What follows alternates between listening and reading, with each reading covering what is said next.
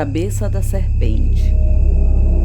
No ano de 1930, um descendente de uma família que já habitara a freguesia de Nossa Senhora da Graça, do Arari, havia retornado a fim de firmar de vez morada em nossas terras. O pai dessa família chamava-se Inocêncio Severino, casado com Dona Benedita Silveira e com seus 2 filhos de nome Gabriel e Miguel, um de 10 e o outro de 12 anos.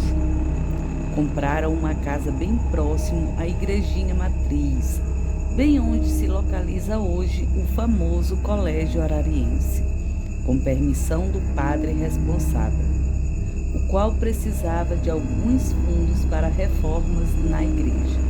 Logo a família também começou a ajudar o velho padre com a igreja, pois este ia e vinha de constantes viagens até Viana, não tendo muito tempo para organizar o templo. Foi numa dessas viagens longas, enquanto o padre esteve fora, que o senhor Inocêncio, numa de suas costumeiras vigílias no velho templo, descobriu que, por baixo de um tapete vermelho, no chão do altar-mor da igreja, havia uma passagem vedada com uma tampa redonda, feita de um metal forte e desconhecido na época. O metal oscilava em tons brilhantes e escuros ao mesmo tempo, com um acabamento dourado escuro. No centro havia um coração oco, com veias secas indo em direção à fechadura. Eles já ouviram uma história dos pais sobre um casal que ia sacrificar com sangue o filho único a fim de obterem uma riqueza sobrenatural. Recolocou o grande tapete vermelho no lugar e decidiu pensar num jeito de abrir a tampa.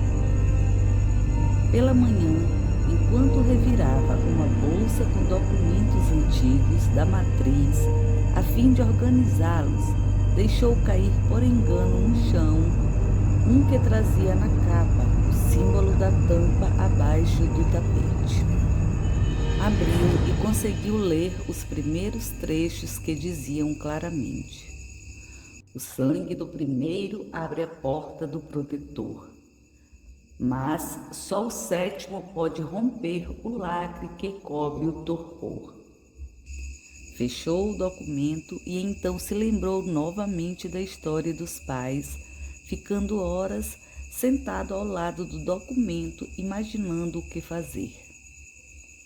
Foi então que se levantou rapidamente, correu até em casa e trouxe o seu filho mais velho consigo, sem que a esposa e o outro irmão o percebessem.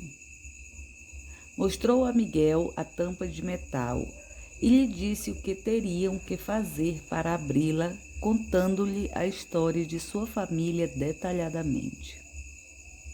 O garoto aceitou sem medo e colocou o pulso sobre o coração enquanto seu pai lhe fazia um corte superficial para que seu sangue enchesse o coração. Assim que o sangue encheu o recipiente, este o direcionou para as veias, que enfim abriram a tampa com um estampido ensurdecedor que só reverberou mesmo dentro da igreja, a qual se encontrava já fechada àquela hora.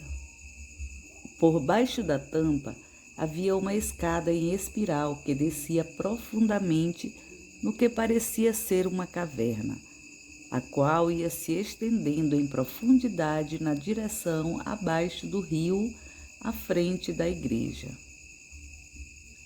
Pegaram um lampião que estava bem na entrada, de um lado da escada, e então desceram enfrentando um negrume aterrorizante. Miguel ia abraçado com seu pai, sempre perguntando o que estavam procurando, e este, sem saber o que, só dizia ao filho que esperasse. Chegaram ao fim da escada e então deram de cara com um enorme salão iluminado por uma luz azulada, do que pareciam cristais incrustados na pedra do teto da caverna. Mas o que chamou sua atenção mesmo foi o que viram no centro do salão. Um volume negro com detalhes brilhantes que começava do centro e ia se estendendo por toda a extensão da caverna, até se perder totalmente na escuridão. Seu Inocêncio chegou mais perto da coisa e pediu ao filho que esperasse ao pé da escada. E, impressionantemente assustado, viu do que se tratava o estranho volume quando o iluminou de perto.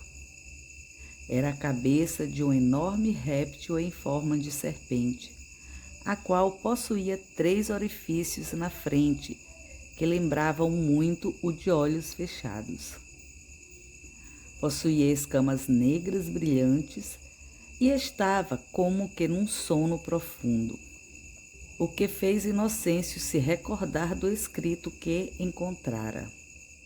Saiu de perto da criatura e subiu apressadamente as escadas com seu filho, e selando por definitivo aquela entrada. Pediu segredo ao filho e nunca mais tocaram no assunto, nem mesmo com o padre quando este retornou. Na década de 40, quando a igreja foi derrubada e cedeu espaço a outra mais moderna, tiveram o cuidado de manter o altar-mor no mesmo lugar e sob a vistoria constante do filho de Inocêncio, o qual foi o responsável pela nova construção. O novo pároco da cidade recebeu uma visita uma noite antes da derrubada do antigo templo, e isso lhe fez atentar para algumas normas que não poderiam ser quebradas ali. Mas isso é um novo episódio dos Mistérios Ararienses.